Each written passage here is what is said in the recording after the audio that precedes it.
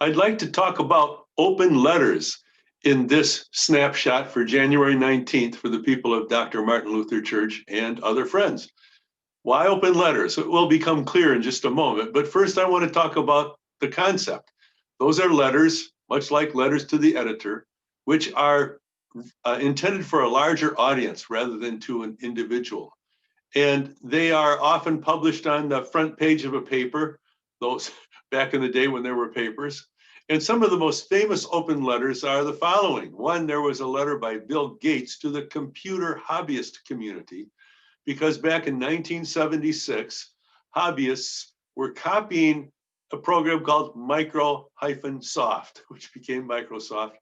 And there were no safeguards to keep software from being copied. And this was a very famous letter that got a lot of play and affected the industry. In 1863, William Banting, an English person, wrote a letter on corpulence, believe it or not. He was overweight, couldn't bend over to tie his shoes and carry on other daily chores. So he wrote this letter about how he was going to take on a diet, which was basically a Mediterranean diet, eschewing fats and carbohydrates, and he lost 35 pounds in 38 weeks.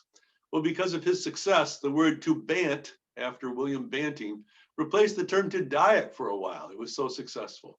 Well, I mention all this because yesterday was the observance of Martin Luther King Jr. Day, and he wrote a very famous, the most famous open letter in 1963 called The Letter from the Birmingham Jail. It was a response to another open letter written by 8 white clergy people in Birmingham, a letter saying call to unity, complaining about the segregationist or anti-segregation activities of Martin Luther King, saying you should get on the ball and go along with the society.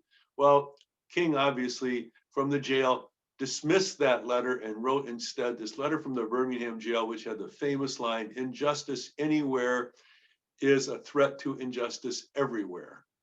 And it was a watershed letter.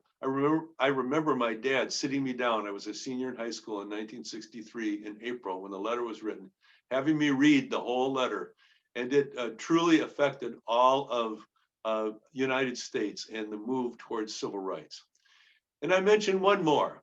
In 1898, on January 13th, 6 days ago was the anniversary, a letter was written by Émile Zola, who was a French novelist, literary person, playwright, who wrote a famous letter called J'accuse, I accuse, and he was accusing the French people of being anti-Semitic. Why? Because 4 years earlier, a Jewish military officer named Alfred Dreyfus was convicted of passing on military secrets to the German embassy. Well, it was all a frame-up job. And in fact, other information came out that was exonerating him, and that was suppressed by the French leaders, further cementing Émile Zola's argument that there was anti-Semitism in place. Dreyfus went to Devil's Island for 5 years, and the Dreyfus affair continued until finally the new evidence came to light, and another person who really did pass on the information was convicted. Well, and Dreyfus, by the way, went on to serve honorably in World War I, decorated a couple of times. Well, what would you write now if you were one going to write an open letter in these tumultuous times?